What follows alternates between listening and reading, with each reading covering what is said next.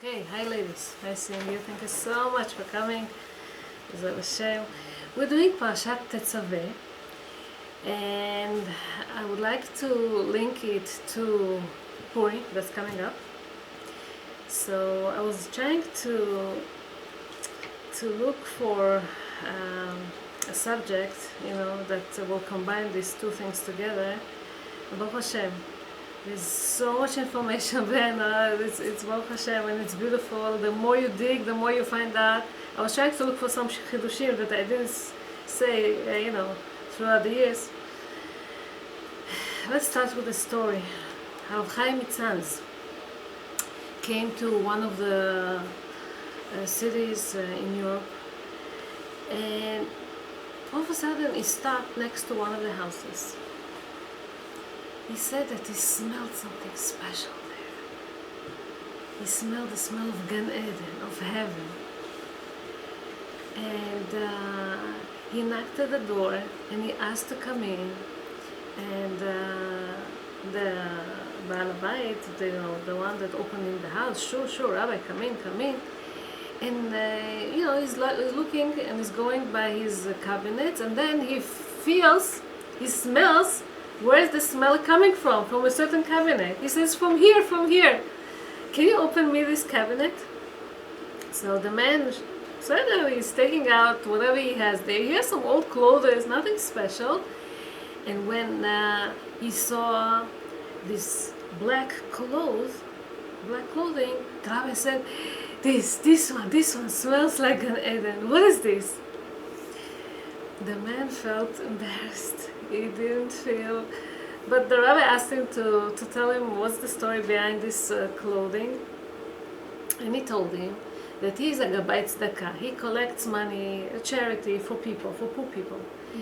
One day he came from a whole big traveling, he collected to these poor people, to this yeshiva, or to this organization, or whatever. He came in, he wanted to rest a little bit, somebody knocks at the door, coming in, crying, Rabbi, can you help me, please help me. He says, what happened? He says, you don't know, I have so many debts, and these people, they're running after me, and it's really dangerous, they want to take care of me, they want to punish me, they want to, do something bad, and I really need this money. If you can, he said, I just came from a whole big travel. I cannot do it anymore, and I cannot go back to the same people. How many times can I go to the same people and ask for them donations? But Rabbi, you have to help me. There's no choice. And he's crying. My kids, my family, my wife, me. So the rabbi felt so much mercy, and he said, okay, I'll do. But he didn't know what to do. Where should I go?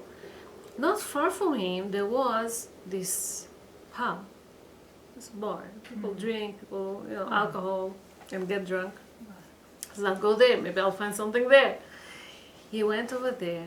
Some young lads that have nothing to do, that like to drink. They saw this rabbi coming in, and they started to make fun of him. What are you doing over here? This is a place for us, not for rabbis. And he told him, but I need to collect some money for a poor person. Can you please help me? They started to make so much fun of him. They started to humiliate him and calling him names and telling him all kind of stuff. And the son of the richest man in that town told him, I'm going to give you any amount that you want, but you're going to listen to us. He says, okay, to get the money, I'll try. He says, a while ago there was a priest here, and he left his cloak or his priest clothing. If you don't mind, wear this, and we're going to take you and walk with you all over the town. Oh. And if you're going to do that, we're going to give you the money. So what should he do? I mean, he is a prominent rabbi, people know him, and why should he embarrass himself and do such a thing? You would like to help a needy person, but to a certain extent, He was thinking and debating, and then he said, okay, I'm willing to humiliate myself just to get these hundreds of dollars that I need, or thousands of dollars that I need. If you will spare me this money, I'll do this for you. He was wearing it, and they took him, and they started to walk with him, to make rounds with him everywhere. Now, they tried to get attention from people. Everyone should see what, who they're going with this rabbi. So they're making noises with they're chattering with their bottles. They do noises with that. They say all kind of loud jokes. They're very, very vocal, and people did pay attention to this person that was walking with them. So they got back to the bar, to the pub, to the bar, and they gave him the money. They gave him even this clothing as a souvenir. Wow. You can keep it. And this is the story of this clothing. Wow. He says to the rabbi. Chaim Itzhak got so emotional. He told him, "You don't understand. With this clothing you did such a mesirut nefesh to save this Jewish person from who knows what these people would do to him, and you didn't care to humiliate yourself just to save a Jew. My suggestion to you, ask your kids to bury you with this cloak, with this clothing, priest clothing. This thing will save you from malach hamavet, from the bad angels that will come after death and everything." This is what he ordered his children, and that's what happened. Years later, the Polish government had to pave a road in that area where the cemetery was, and they started to remove many graves from this area to another place. When they came to the grave of this man, they opened it. His body was full. After years of being buried, his body was full. The clothing, the black clothing, protected him. One place when the cloak didn't cover him, the piece of a foot was missing, but all the body was there. This is how a mitzvah can protect a person years after his death. Okay? Mesirut nefesh that can protect. So I found this story and I thought it's a good story because it's wearing, it's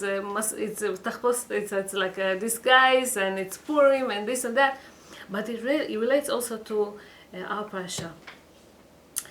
In this parasha, Parashat Tetzaveh, we are introduced to Mizbeach HaKtoret that Moshe was supposed to build in the Mishkan.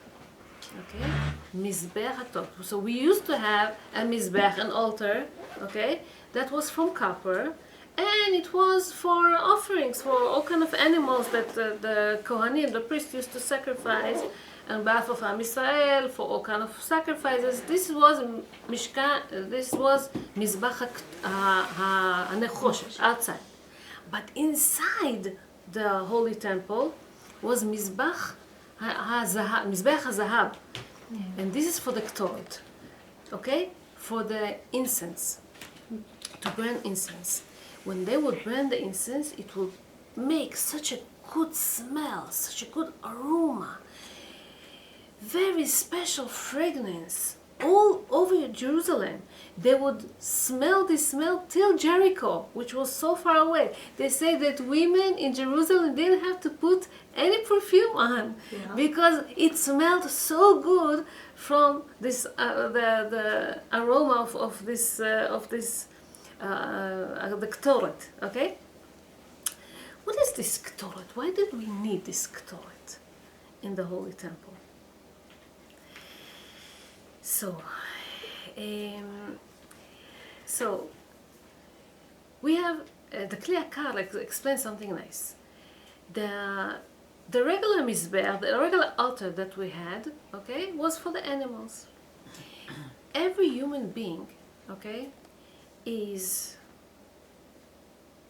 Hashem created him from both materialistic material and spiritual. Okay, we all have the guf, the body, and the neshama, the soul. Okay, so the body is usually attracted to after desires, wants to do, wants to eat, wants to do all kind of stuff. It's a body, it's a human being. And the neshama wants to do mitzvot, wants to get cleaved, get connected to Hashem. So if somebody does a sin, okay, the sin distances the person from Hashem, from God, and he needs to atone for the sin. Okay? The neshama, if we sin spiritually, it needs atonement too. And Mizbach HaKtoret helps for the spiritual one, because every sin, even let's say you did a sin and you regret it, it leaves some kind of an impression on you, on your body, on your soul. And the Mizbach HaKtoret helps to remove it, to clean it, to not to leave any impression whatsoever. So in the Holy Temple we need both Mizbachot, both altars. The the outside, and the inner one, Mizbach HaKtoret.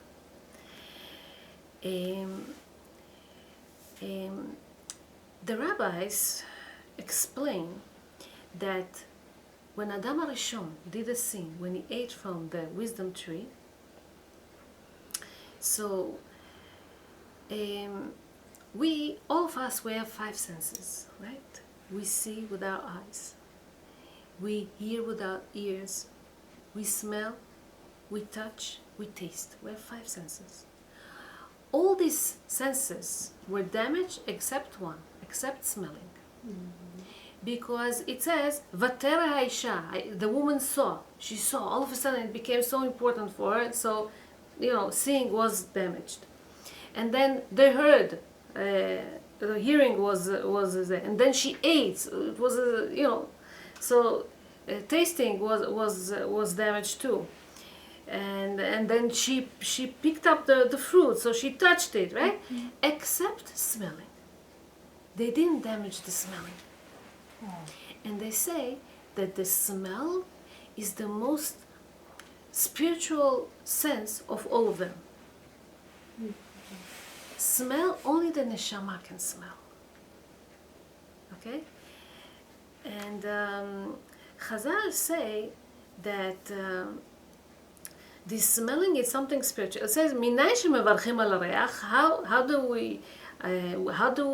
from where do we know that we bless for a smell? Like it says, Kol haneshama ta'alel ka haleluka. Every soul should praise Hashem. What is the soul enjoys the most? The soul enjoys the most from the smell. This is what it says. It says that the Mashiach, the Messiah, whenever he's going to come, he's going to test people, he's going to judge people through smelling. It says, V'aricho birat Hashem. He's going to smell and know if people, they are fearing Hashem, if they did good, if they did wrong, only from smelling. Okay? This is how spiritual is smelling. So, a sin that somebody does usually distance him, okay, from his creator, from Hashem. Therefore, we have to bring sacrifices to bring us closer. The word korban in Hebrew is from the word to bring close, le'akriv, to bring us close to Hashem. And it says that when Hashem smells this smell, it says reach nichoach, special appeasing fragrance, to Hashem. So the balance, we need to bring back, us closer to Hashem, and this helps through this. Ramban explains that when Hashem asked to build that tabernacle, all the things inside the tabernacle, the menorah and the altar and the aron, and then all the other things that we have in the Mishkan, Mizbach HaKtoret, it says in the end. And the question is why it says separately than all the others, and he explains that Mizbach HaKtoret could stay on its own, outside. It doesn't have to be inside, okay? Could be on its own. Because the Mizbach HaKtoret has this power to annul all kind of bad decrees from Am Yisrael. Like we learned, right after Parashat Korach, if you remember, Korach was rebelling against Moshe Rabbeinu, and there was started to be an epidemic, and Moshe told Aaron, do something. What did Moshe tell Aaron? It says that when Moshe Rabbeinu went up to heaven to accept the Torah, okay, so the angels told him, what are you doing here? You're a human being, you're not supposed to be here. They started fighting with him. Hashem told him, answer them, and he started to answer them. Oh, it says in the Torah, respect your parents. Do you have parents? It says, lo tiltzach, lo tinaf. It says all these laws, and you don't have it. You don't have jealousy between you. You don't have hatred between you. We have avtacha, kamocha. So they accepted it. To appease him, every angel gave him a present, a gift. It says that Malach HaMavet, Satan himself, came to Moshe and he told him, I'll give you a gift also. What is the gift that he will give him? You know, he says, my job is to take the soul of people, to kill. I'll tell you a secret, something that you could use to protect from killing, from bad decrees, from, bad situations. What is this? It's called Mizbach, it's called a Ktoret. The what? Bitur, Ktoret. Okay, what is this? So, the first time that Moshe put it into action was right after Korach. They started to rebel, they started to this. What did he do? He told Aaron, take the Ktoret and start walking, go quickly around, the camp, around the people. And the Ktoret, this pan, he was holding this pan, and inside he was burning this incense, the Ktoret. It was separating between the life and the death, and the plague, the epidemic stopped. This is a special sgula that has this Ktoret that could differentiate, that could separate between the death and the live people. So, if we're talking about Ktoret and protection, we need it these days so much when we speak about the coronavirus, and people are afraid to be affected and this. So it's a good thing to read it? To read it every day. Parashat Tetzaveh. People say it in the morning or in Mincha, or guys say it twice a day. It's enough for women to say it once a day. It's more than enough. And again, Ktoret, from the word kesher, connection, because this brings the connection. The Ktoret has two different qualities. Number one, to unite, okay, to connect people, we, Am Yisrael, Jewish people, we need unity. We need to get together. We're always, so separated. So this has this quality to connect. Number two, it also protects from death. Yeah, and so this is these two things that we have with this Ktoret. Few sgulot, what this Ktoret could do. So Ktoret basically, again, we bring. As we burn this incense, we annul all kind of bad degrees, all kind of judgment. We sweeten the judgments. Okay? Okay. Ktoret, what can it do? It can annul all kind of plagues and disease. Okay? Like corona and things like that. People will, let's say, Pitum Ktoret will be saved from enslavement. It says shi'abud malchuyot, to enslave from other countries that take over us. Blessing. Whatever you do, you are going to have a lot of blessing. People could be saved from the punishment of hell. It annuls all kind of spiritual impurity, klipot, it's also, and the sitra, the evil inclination. It could annul all kind of witchcraft. We spoke about it the last time. It could annul all kind of bad thoughts. Sometimes people, little kids or adults, they have all kind of thoughts getting into them and drives them nuts. Okay, it can annul that.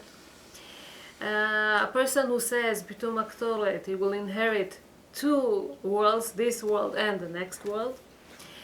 Whatever. It removes all kind of judgments from him. He can find favor, you know, and it brings wealth. It says that the Kohanim that used to do the Ktoret used to become very rich.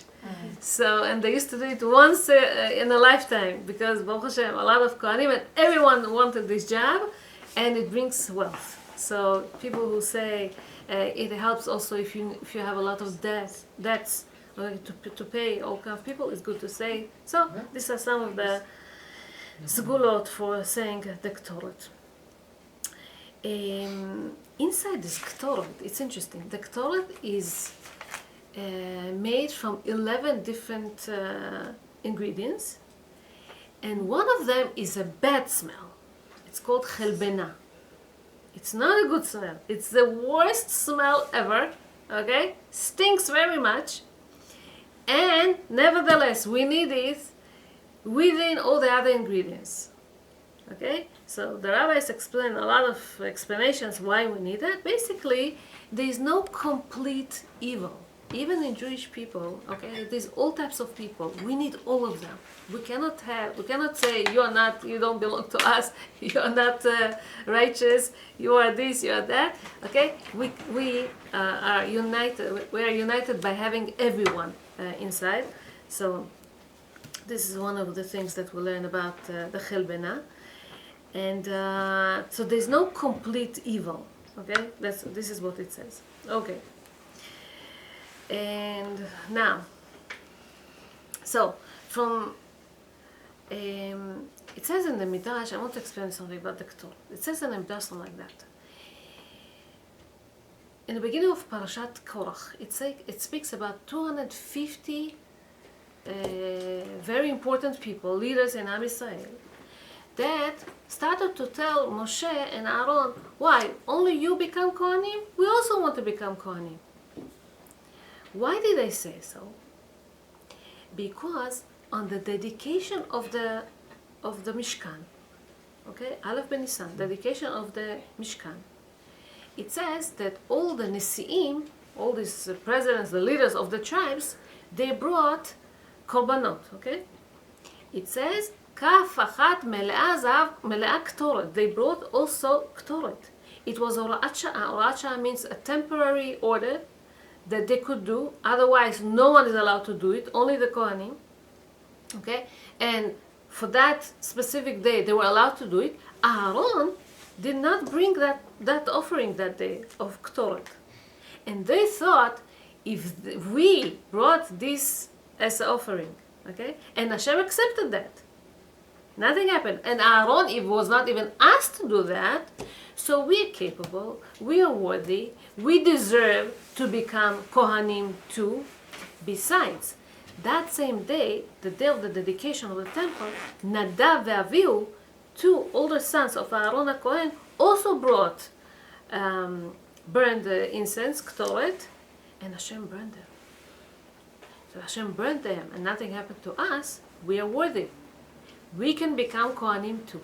Not only you, Moshe and Aaron. So Moshe introduced to them, he told them, you know something, let's do a test. What is this test? All of you bring now machtot, you know, these fire pans with a ktoret, and let's see if Hashem accepts it or not. Okay? This is when Hashem punished all these 250 people. Their ktoret was not accepted. And right afterwards, it started a problem of they started to the Korach and Adato and all this, and they okay, I'll come back to it in a second.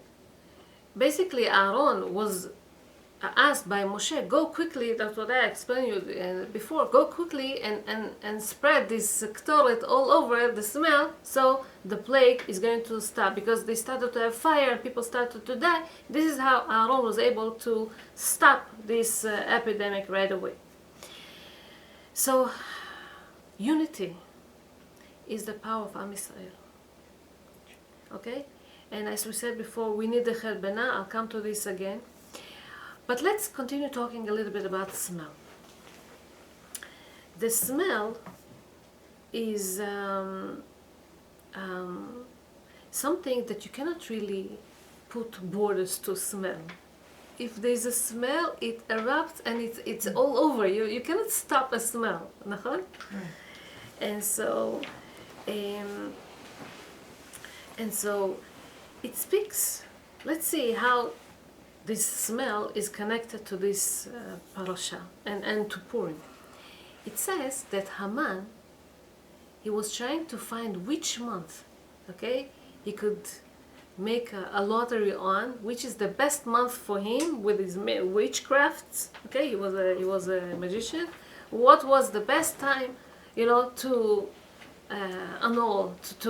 annihilate? The Jewish people. He found Chodesh Adar. Why Chodesh Adar? We'll talk about this later. One of the reasons is that Moshe Rabbeinu passed away on Adar, and he thought if the leader is passed away on Adar, so there's no good luck in this month for the Jewish people. It says, by the Kabbalistic terms, that every month is against a different body part, and the month of Adar is against the nose. That's what it says. The month of Adar is against the nose. Okay.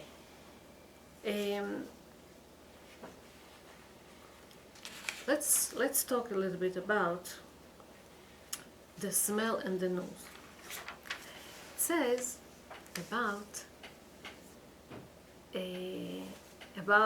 also another thing about the months, the 12 months, that the 12 months are against the tribes, the 12 tribes. Okay?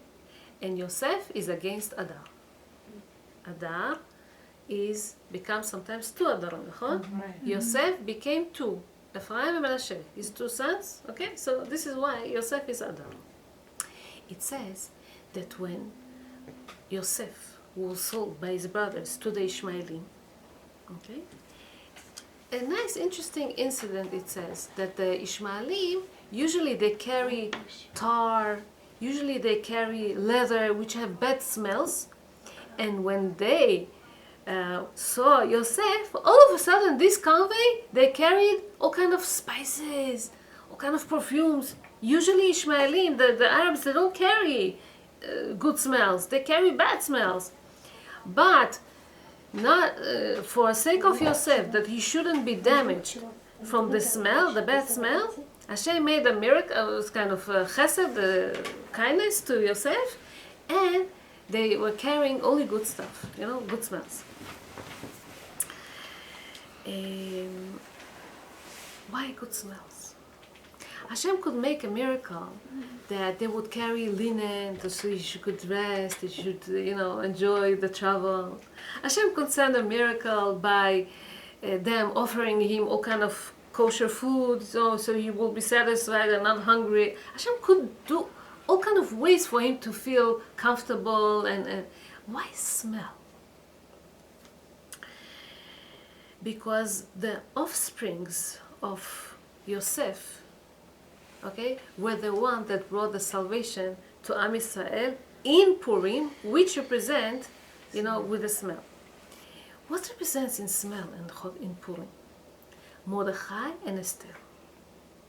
מה זה Mordechai and Esther? What is the meaning of Mordechai? Mordechai, it says that his name means Mor Dror, which means Maria Dachia.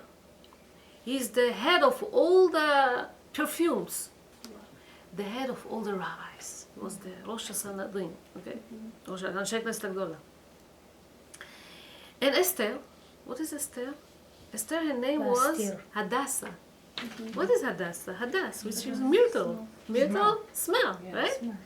It says about the myrtle, whenever we do Arbat Aminim in Sukkot, we say it has a good smell, it doesn't have good taste. Because some of the Jewish people, they have good smell. They don't have so much taste, meaning they don't do, they're not maybe the most religious people or that perform mitzvot, but some of them have good deeds.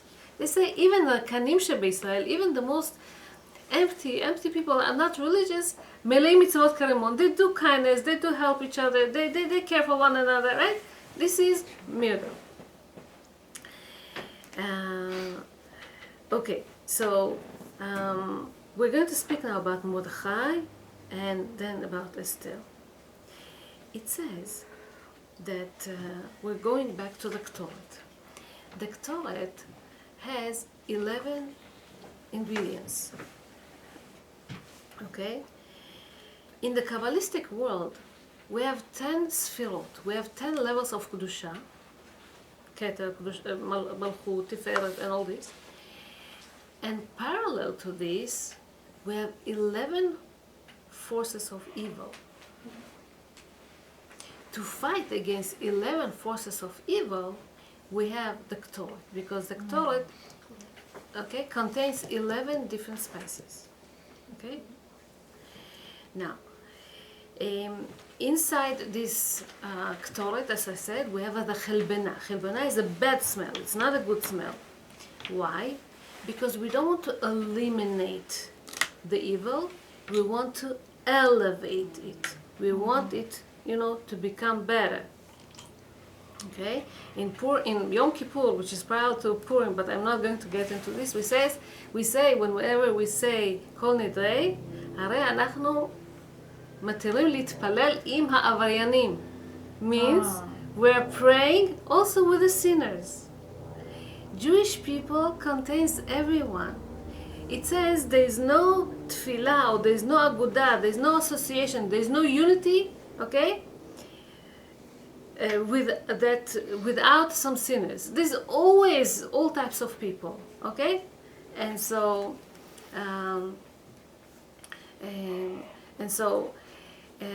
it says that Mordechai, what was the power of Mordechai?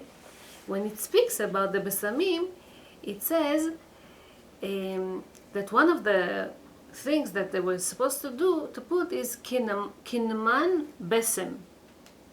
Kaneh shel bosem, a stem of perfume.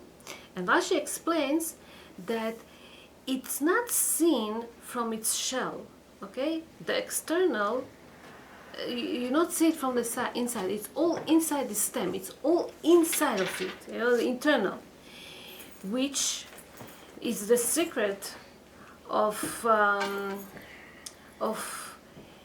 Mordechai. Mordechai was able to get into the most faraway people, and to get into them and to elevate them, to find the good in them and to find the Jewish spark and to make them part of Am Yisrael again.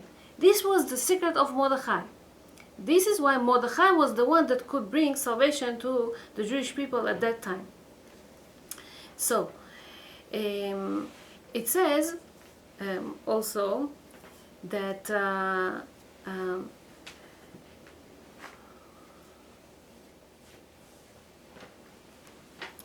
it says about Esther. Esther min Torah minayin. Where do we see the Esther from the Torah? It says in Sefer Dvarim, Vanochi Esther astir et panai bayom ha'u. I will cover myself, okay? Conceal. You're not going to see me. There will be some time in the history that will be dark times, that we're not going to be in Jerusalem. We're not going to be in Israel. We're not going to be sitting in our land with tranquility and peace and everything. There will be some dark times too. And the power of Esther, okay, is to reveal the hidden at that time. This is what Esther was doing in Purim. Okay, I'm going to say something strong now, but I hope we'll pass it. We'll try to understand it. From all the offerings, the korbanot that they used to bring to the holy temple, one of the most not important korban, the most humiliating korban, was korban haomer. This is because it's made from barley. What is barley? Ma'achal be'ema, something that an animal eats. Barley. It's not something special. And minchat sota is the only korban that is close to korban haomer. Ma ze sota? When a woman is suspected that she is not loyal to her husband, okay, she betrayed on him, she did something wrong, she had a relationship with somebody else, her husband suspects her, he brings her to the Kohen, and she needs to bring this korban sota, which is also from barley. Why? You made maaseh be'ema, you acted like an animal, so you bring a korban as an offering that's really, really not important, okay? There's a lot of laws for sota. I don't want to get into this. We explained it a few times that only if she's suspected, only if her husband is kosher, only if she doesn't admit, only, if she admits that she did wrong, nothing happens to her. Only if she doesn't want to admit. And so this is when the Kohen tests her if she was okay or not. And so this is the only incident that the name of Hashem, that they give her some water, they put the name of Hashem, and it could be erasing. It will be erasing in this water. How come? Why the name of Hashem is supposed to be erasing? But that's what happens. In a way, even Hashem doesn't want to be in this in the presence of this type of despicable action of a woman that she's not loyal to her husband. So God forbid if she is doing something wrong, so this water will get into, she drinks this water, and God forbid her stomach blows up or something like that, not a nice thing. This offering can reveal what happens in the most hidden part of a woman, whatever she was doing in secretly, when people didn't see whatever she was doing. The same way that Hashem's name is not there, so Hashem's name is not in the Megillah. No place you're going to see Hashem's name in the Megillah. Hashem orchestrated everything there. You see the hand of Hashem everywhere. It cannot be just coincidence that Achashverosh killed Vashti, a coincidence that Mordechai heard the plot of Bigtan Bateresh, a coincidence that Esther lived in Shoshana. All of a sudden Shoshana Bira became the capital city, and all these other things that were happening in there. So it says that why the Jewish people were supposed to, they had a decree to kill them? Because שנהנו מסעודתו של אותו רשע. They enjoyed the feast of Achashverosh. Achashverosh was ruling already for 3 years. He never did any feast. Why did a feast on his third year? Because he calculated that 70 years from the destruction of the temple already passed, and if the Jewish people don't go back to Jerusalem, means that the second temple will not be built, and they will stay by him all the time, and they will never go back to Israel. This is when he made a feast. He took the clothing of the Kohen HaGadol, he was wearing them. Okay, he felt too good. What about the Jewish people? The Jewish people also. Jewish people, why did they eat at that event or that feast? because they also calculated. And they saw that there's something wrong. They despaired. They didn't believe that the redemption will come, that they will leave Persia, that they would ever come back to Israel, that the Holy Temple will be built again. And because they despaired, they allowed themselves, they socialized, they ate, they drank, they enjoyed, they did all these things in that feast. And the decree came out, it was signed in heaven. Now, even in Egypt, it says that they didn't come to this low point like they came in Persia. Because in Egypt, they kept their Jewish identity. They didn't change their names, didn't change their language, okay? And in Persia, they did. Even their leaders were called Persian names. Mordechai and Esther are Persian names. They're not Jewish names. Astahor, it's like the star. Okay, there's not Jewish names. And so they came to this lowest point. They started to have doubts. Hayesh Hashem bekirbenu o ayin? Is there Hashem? Will we ever be redeemed from this place? And whenever there is a doubt, Hayesh Hashem bekirbenu in ayin, this is when Amalek comes in. Amalek comes in whenever you have doubts. And he deepens your doubts. He makes it even stronger. Okay? And so Haman's star started to shine at that moment. Esther Malka is also called Ayelet HaShachar. We all read in chapter 22 in Tehillim, Lamnatzer al Ayelet HaShachar. מי זאת Ayelet HaShachar? This is Esther. Ayelet HaShachar in Hebrew means the beginning of dawn. The first light that comes, it's dark, dark, dark. The darkest moment is before the light usually. And then the light starts coming out, but then it covers again. And then the light continues to illuminate, and then it covers again. And there's a play of dark and light and dark and light until the light wins and the sun starts to shine. This is Ayelet HaShachar. The rabbis say that the redemption of Am Yisrael is like Ayelet HaShachar. בתחילה כמעה כמעה, in the beginning you don't even see it, you don't even notice it. And all of a sudden you see, whoa, there's so much light. They say redemption will also come gradually, cannot come all of a sudden. But in Purim, it happened that Ayelet HaShachar, מה זה אילת? איילה, it's the female of the deer, it's a doe. נכון? איילה? איילה, she jumps a lot, jumps a lot.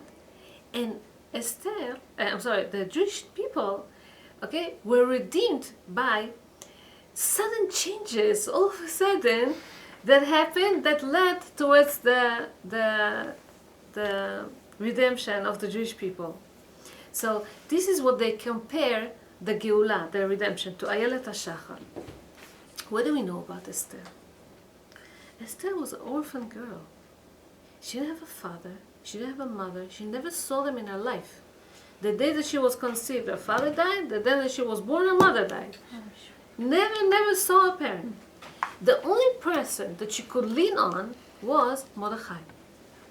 He was the one that raised her. He was the one that took care of her. He was Omen et Hadassah, teaches her, guides her. What's the Omen in Hebrew? From the word of Emunah. She'll need so much faith when she's going to be in the palace. She's not going to be there 1 year, 2 years, 3 years. Many years will pass until her action is going, her duty is going to come into action. And all these years she needs to have a lot of faith, in Hashem. Why am I here? What am I doing here? We see that the Jewish leaders, okay, we see them by the small actions. We see the first psukim about Mordechai. What does it say? Vayi omenet Hadassah. Okay, and when Esther was taken to the palace, it says that he would go and visit her every day. Lirot ma shloma u'ma yaseh ba. What's going to happen with her? Every day for 9 years, he's going every day to see her. Okay. There's another pasuk in the Bible that says, "Vayi kedabra elav yom yom." Remember, every day, every day, every day. It speaks about the wife of Potiphar that tried to seduce Yosef Tzaddik every day. Now, he was there for a long time also. His nisayon was many years there too. And the same way that he was holding, he was tested, and he passed this test successfully, so was with Esther. Esther, the fact that she was so lonely, she didn't have anyone, and Mordechai was the only one for her. And then when she was taken to the king, even this, somebody that she can lean on, is disappearing, and now she's on her own, in a strange palace, strange way of life. It's not what she's used to. She was such a modest woman, from a Jewish home, and to live in a palace with a non-Jewish king, that every day they do a parade of beauty, who is the most beautiful girl today, and how much perfumes you get today, and how much...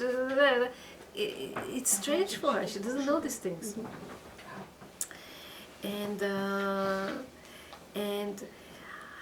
And what else we know about Esther? And Esther Magedet Amar Moledeta. Esther was ordered by Mordechai not to reveal her nation. So if you think about this, she was this type of person. She was discreet. She was this type of person that she wouldn't reveal, where she's coming from, and so fine. What happens in the Megillah? Whenever Mordechai heard about the decree, he tells Esther, "You have to do something about this." She says, "I can't. I cannot go to the king without permission." What does he tell her? "Ki im acharesh tacharishi beit hazot." If you're going to keep quiet, he told her, "Rebach Batzala, Jews will be saved somehow, not through you." I was thinking about this, something new that I never saw it anywhere. All her duty, Esther, was keeping silence, no? What do we know about her? Let's go back a little bit, and I gave these examples a few times in the past. It says about Rachel and Leah. It says, Rachel tafsa pelech hashtika. Rachel used to use this tool of silence. ולאה תפסה פלך ההודיה. Leah took this tool of speech, talking, thinking, admitting, הודיה. רחל תפסה פלך השתיקה, וכל בניה היו בני מסתירים. All her kids, all her offsprings are quiet people, eating, hiding, not telling, exactly like Rachel acted with Leah, didn't tell. All these 7 years that she was engaged to her husband sends her all kind of gifts, and her father, Lavan, takes it and gives it to Leah. She could have told it to Yaakov, and he would stop sending, or he would say something to Lavan. She never said anything. And in so many other examples we see also that she kept quiet, she didn't say, and all her kids are Bnei Mastirim. Speaks about Binyamin, that knew about the selling of Yosef, but he didn't reveal it. There was a covenant between them not to tell it to anyone. So he could have told it to his father, he could have told it to... He didn't say. His stone in the Choshen was Yashfeh. Yashfeh means Yeshpe. He had a mouth. He could say, but kept quiet. Shaul was the first king in Am Yisrael. It says that Shmuel HaNavi met him, and he crowned him to be the king. And it says about him, "Ve'dvar melucha lo yigid." He didn't tell anyone. If Trump, if Netanyahu, if any official will be elected, everyone needs to know about this, right? Lo yigid, didn't tell. And so it says about Esther. So Esther, naturally, she's quiet. What does Mordechai tell her now? If you're going to keep quiet... Okay, let's speak a little bit about Mordechai. Mordechai, from his father's side, Okay, he was coming from two tribes, from Yehuda and from בנימין. It says איש יהודי היה בשושן. מה זה יהודי? From יהודה, אבל it speaks about him איש ימיני, ימיני from בנימין. So he was both from יהודה and בנימין. He knew how to use the tool of talk and how to use the tool of silence. He took it from Rachel and from Leah.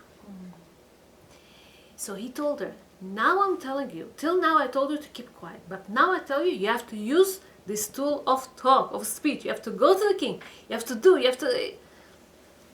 And Esther goes against her nature and does something that she didn't think she was supposed to do. This is the test that Hashem tests us in Emunah. This is Omenet Adasar, teaches her, guiding her, telling her, keep your faith, believe in Hashem, know that, whatever is going to happen to you, even in the darkest times, okay, Hashem is with you. You're not alone. Even though the nation don't see your sacrifice, you are not alone. Think about Avraham Avinu.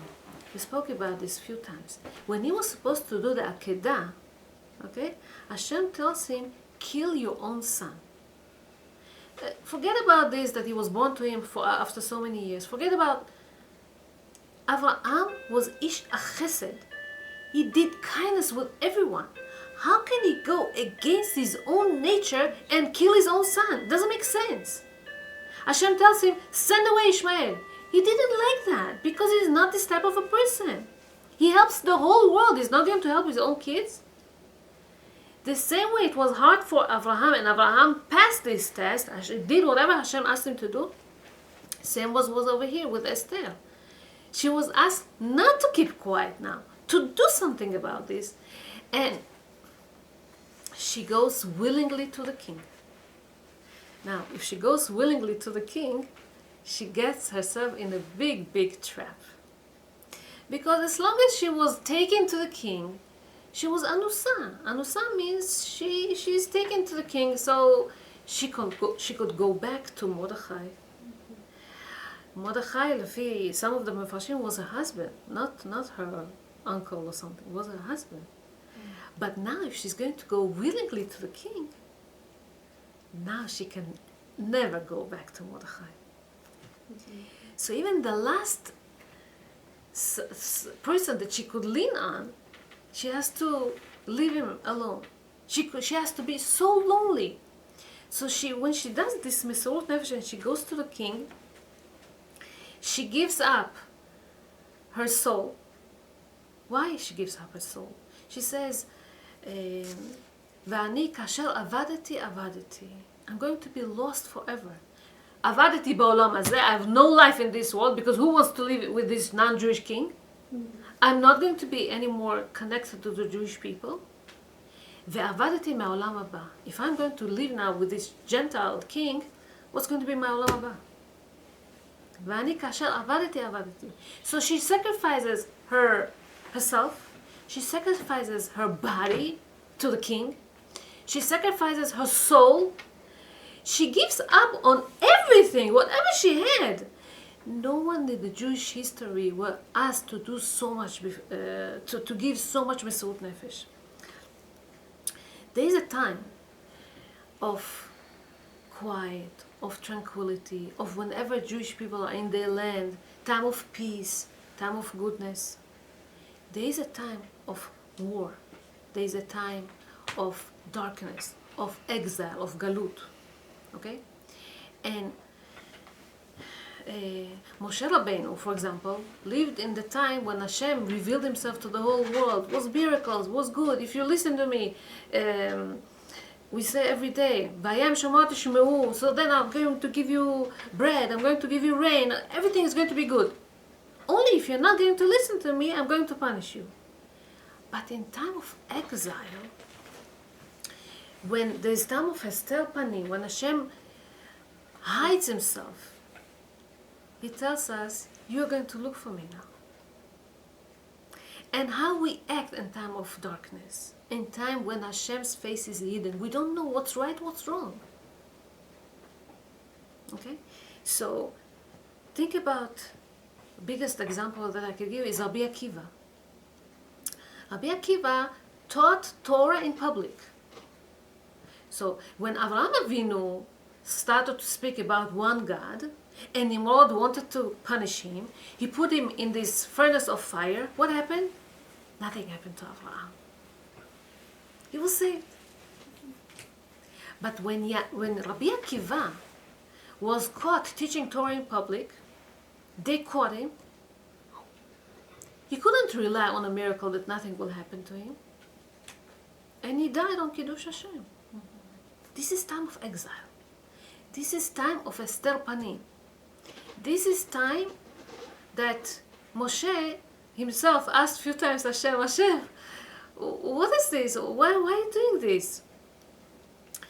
And Esther lived in this time that she gives up. She gives Mesirut Nefesh and no miracle happens to her personally. But to the Jewish nation it does, because the impression of her special, heroic action did this impression and brought salvation, redemption to the Jewish people. So see how much these people worked so much on themselves, okay, to do a difference, to do a change in the nation. This action that she did was action of love. If she wouldn't care about her nation, okay, who people sacrifice usually for only for people that they love. So it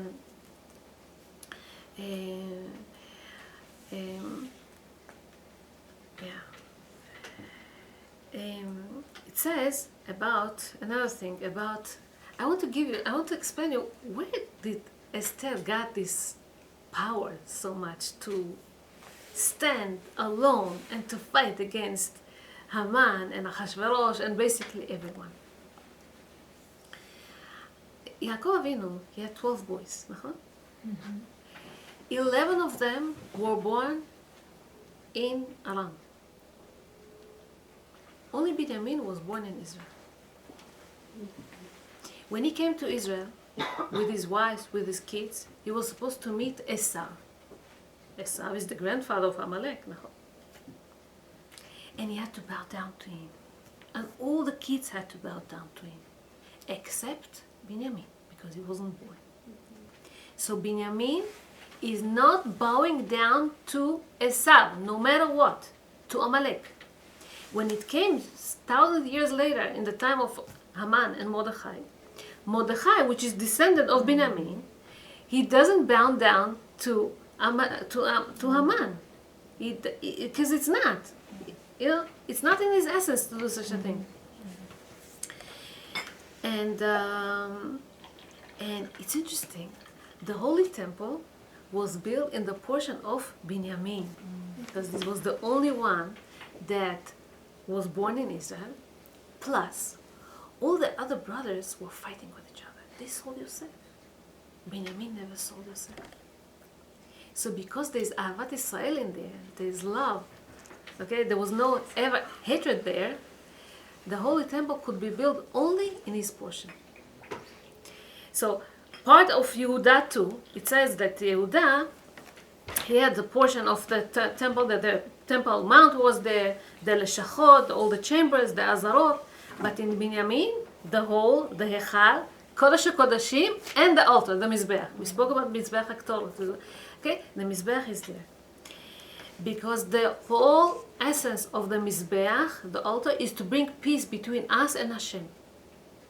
And only Binyamin, which represents peace, okay, only in his portion, okay, this place, the Mizbeach was over there. Another interesting thing that we see, and I want to conclude with this, we see that Moshe plays a very big role in the Megillah. Moshe, where do you see Moshe in the Megillah? Yeah. It says, whatever I read to you before, Esther Mina Torah Minai, at that same portion, Masechet Chulin, Gemara, it says, Moshe Mina Torah Minai, Moshe Mina Torah Minai, He's written so many places in the Torah. What do you mean Moshe ben Torah minayin? And it brings a source in Sefer Bereshit. This is the only place that Moshe is not there, Sefer Bereshit, the Genesis. B'shegam u'basar, right after the flood, Hashem said that from now on, the humanity, they will live only until 120 years. B'shegam, okay, the numerical value of Moshe. Moshe lived 120 years. From now on, everyone is going to live up to 120 years, not more than that. Then it says, Esther minat Torah minayin, Mordechai minat Torah minayin, ve'Haman minat Torah minayin. These are the four people that are mentioned in that Masechet Chulin. When this decree was signed in heaven, it says that Eliyahu Navi went to the forefathers, Avraham, Yitzchak, Yaakov, and he woke them up and he told them, you know, this decree to, annihilate the Jewish people, pray, do something. And they asked, what can we do? If there's already a decree, we cannot do anything about this. So Eliyahu Navi leaves them and he goes to Moshe Rabbeinu. He says, Moshe Rabbeinu, you were the leader of Am Yisrael. You prayed so many times in favor of Am Yisrael. So many times Hashem wanted to destroy them already. Okay? Hashem said, I'll wipe them out, I will erase them, and I'll make you special. I'll make you a prominent man, and all Judaism is going to start from you. What did Moshe tell them? Mecheni na misifrecha. Erase my name. I don't need my name. I want the Jewish people to live. This is the reason that in Parashat Tetzaveh, which is our Parashat, his name is not mentioned even once. And Hashem's name is not mentioned in the Megillah. It's so obvious that Moshe ordered them what to do with the Mizbeach, with this, with that, with all the Begadim of Kohen Gadol, and all whatever they were ordered in the parasha. It's so obvious that Hashem runs the world, the way that Hashem orchestrated all the miracles, and it's obvious. So Moshe asks Eliyahu Navi, was it signed with the blood, or was it signed with a mortar? It says with a mortar. It says, if so, we can pray. Is there any righteous person down there now in the generation? He said, yeah, Mordechai. He says, good. Go to Mordechai. Tell him that he's going to start praying downstairs. We're going to pray in heaven. And together with the prayers, we're going to do something. So Moshe gives Eliyahu hope. Eliyahu goes to Mordechai. Mordechai already heard about this. He knew about this in Ruach HaKodesh. And this is how they started to make a change. So, what does Moshe teaches us? That there is no situation that you cannot change. Moshe is written, Moshe min Torah minayin, efo, in Sefer Bereshit, when he's not even there at all. Okay? He's hidden. Where did Batia find him? In the water. Moshe teaches us, okay, that there is no such a thing like a worst situation and there's no hope. In every situation there is hope, okay, and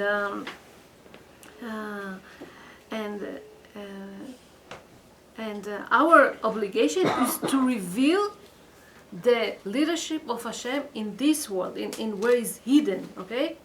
This is what we do. Moshe, think about this. Moshe and Esther both were taken to the palace of a king. Moshe was taken to Pharaoh. Esther was taken to Achashverosh. And they were living there and no one knew who they are, who they were. Okay? Living there for many years. No one knew who they were there. And they went outside for the sake of their people, to save their people. Okay? Also it says that Moshe says, Hashem, erase my name, I don't need. And Esther also said, V'ani kasher avadati, I will do everything for the nation. Moshe gave Torah shebichtav. Mordechai and Esther gave Torah sheba'al peh. Oh wow, really? Okay? Because on Purim it says, אפילו אומר לך על ימין שהוא שמאל ועל שמאל שהוא ימין, even the rabbi tells you something that doesn't make sense, you have to listen. And in the beginning, the Jewish people didn't understand why Mordechai ordered them not to go to the feast. But then they understood that the decree started from there, and they did tshuva. They did tshuva, they started to listen to Mordechai, to whatever he said, even though it doesn't make sense. What did Mordechai tell them? You have to fast. It was Pesach. Pesach, there is a mitzvah to eat matzot. And Mordechai tells them, now you have to fast and not to eat. Even though this mitzvah didn't make sense to them, whatever the rabbi tells them to do, they listened to Mordechai. Wow. This is when they accepted on themselves Torah Shabbat. It says, Ki imu v'kiblu. Ki imu v'kiblu in Hebrew, it's like Na'aseh v'nishma. Exactly like accepting the Torah on Shavuot. So, so these are some of the things that we learn in the Megillah. And the same way that the Mizbeach, okay, brings us closer to Hashem, stops plagues and all kind of troubles and all. This is what Esther was able to do. Esther and Mordechai and all their generations were able to do, and this day turned to become happy days. If you think about this, they're not so happy because what happened to Esther? She went to live in this Gentile king's palace, and she was not part of the Jewish people anymore. But she made such a big difference. By the way, she gave birth to Daryavish, and this Daryavish, some say he was Koresh. He allowed Jewish people to come back and to build the temple. So something good did come out of it. So, and this is what Hashem wants from us: devotion, persistence, caring for others.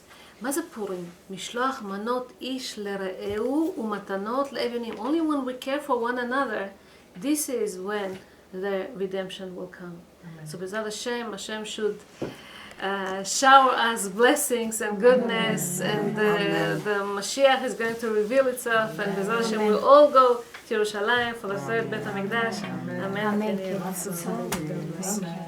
Thank you. Beautiful, wonderful. Thank you. Yes, okay.